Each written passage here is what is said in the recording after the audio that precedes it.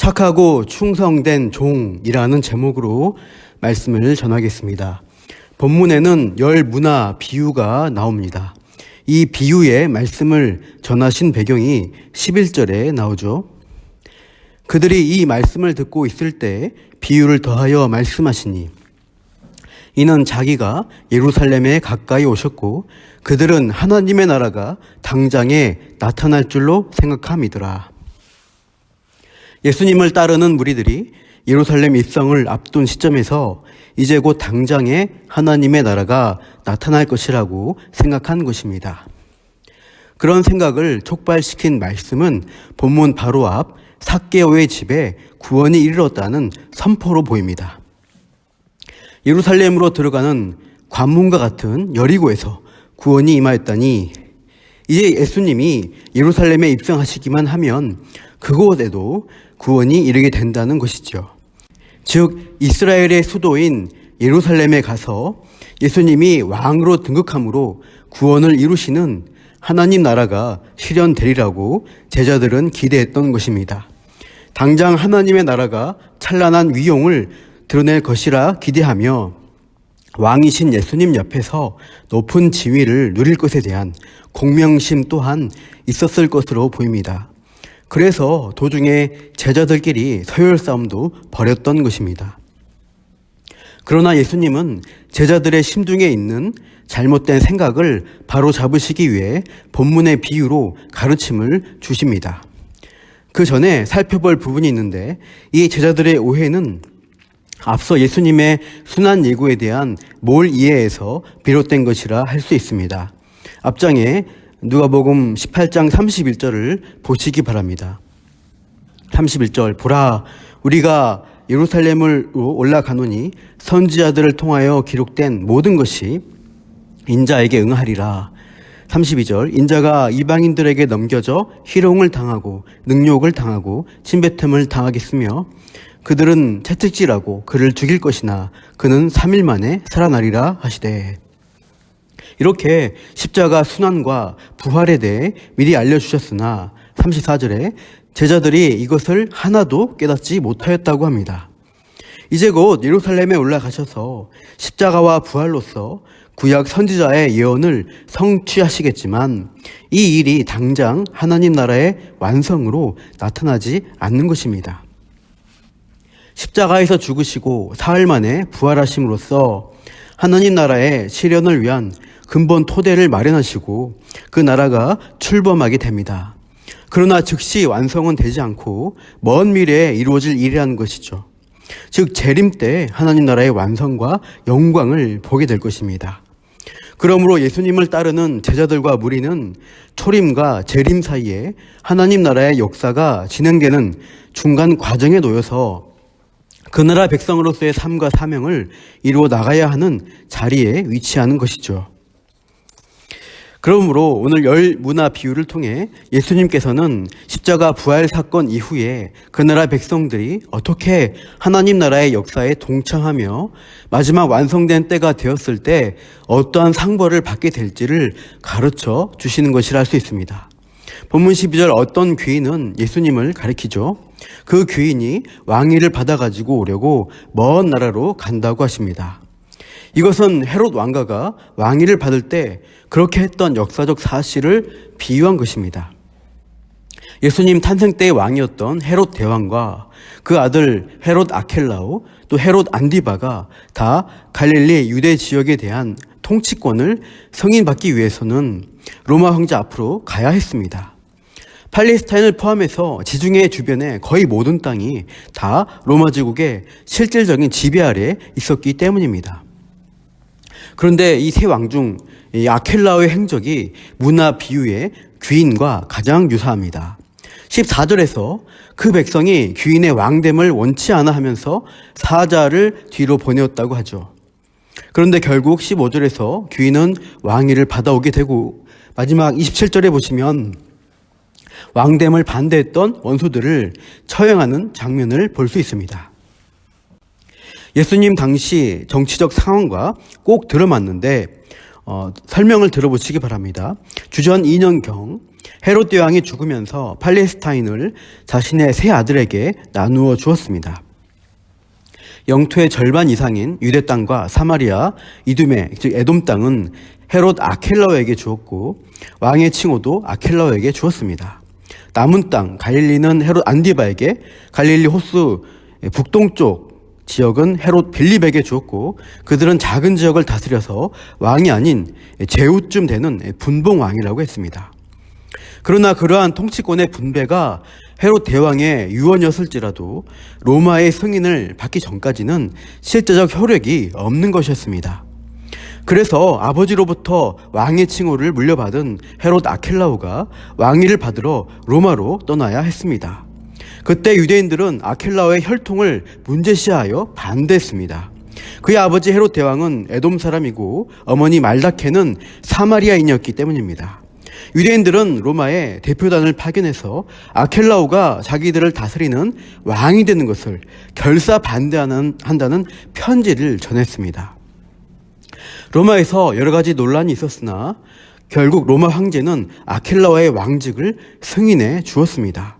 그리고 아켈라오는 왕위를 가지고 유유히 유대 땅으로 돌아왔죠. 그리고 무슨 일을 벌였을까요?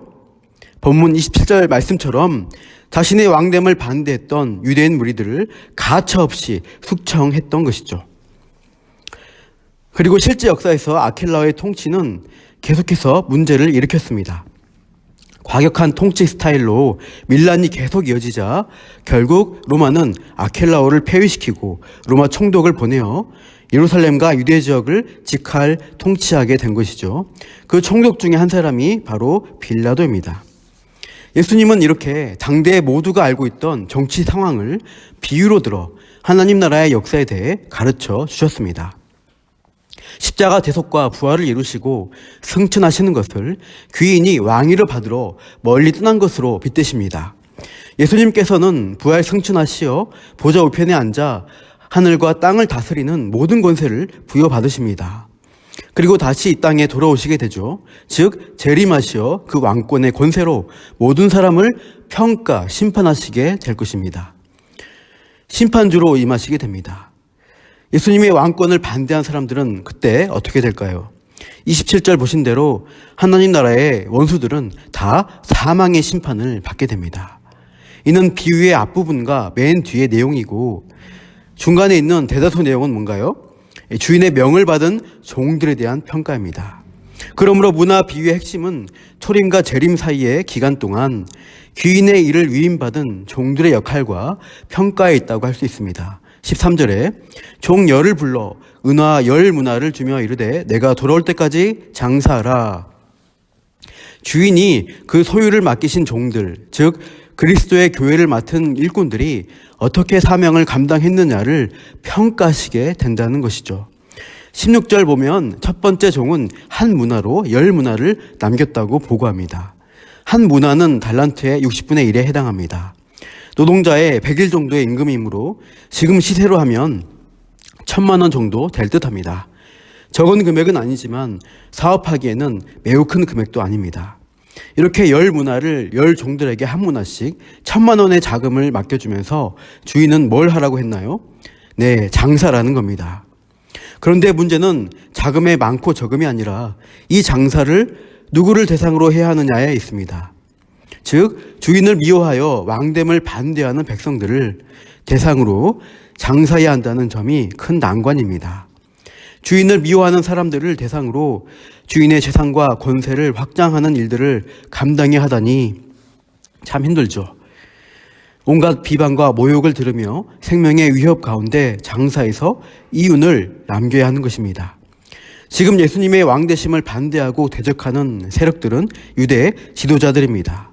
정치적 힘을 가진 대제사장과 사두개인들, 종교 지도자로서 권위를 가진 바리새인들 다 예수님이 하나님 나라의 왕되심을 거부하고 오히려 죽이려고 하고 있습니다.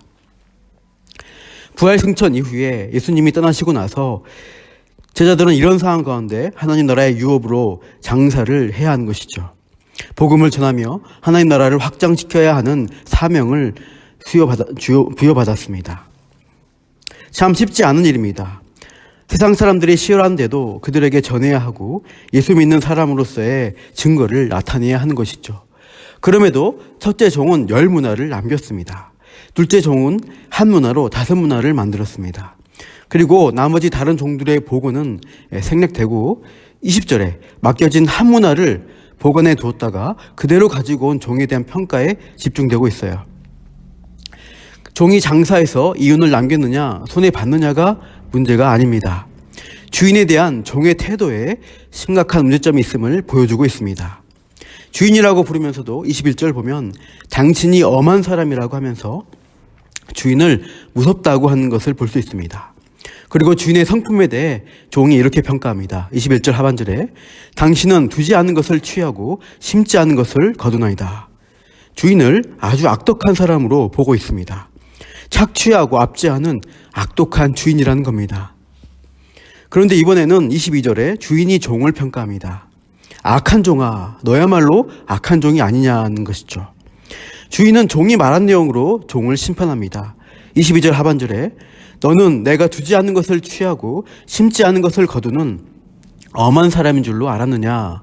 23절 그러면 어찌하여 내 돈을 은행에 맡기지 아니하였느냐. 그리하였으면 내가 와서 그 이자와 함께 그 돈을 찾았으리라. 이 악하고 게으른 종의 말이 모순이라고 책망합니다. 주인이 그렇게 무자비하게 착취하며 이득을 취하는 무서운 사람으로 정말 알았다면 원금과 함께 이자라도 남기려는 노력을 했어야 마땅하다는 것이죠. 주인을 엄하고 무서운 사람이라고 주인 성품 탓을 하면서 나에게 힘들게 장사하는 일을 시켰다고 불평하면서 아무 일도 하지 않은 것입니다. 이 종은 주인의 마음을 전혀 알지 못하고 주인이 원하는 일에도 관심을 두지 않는 것이죠.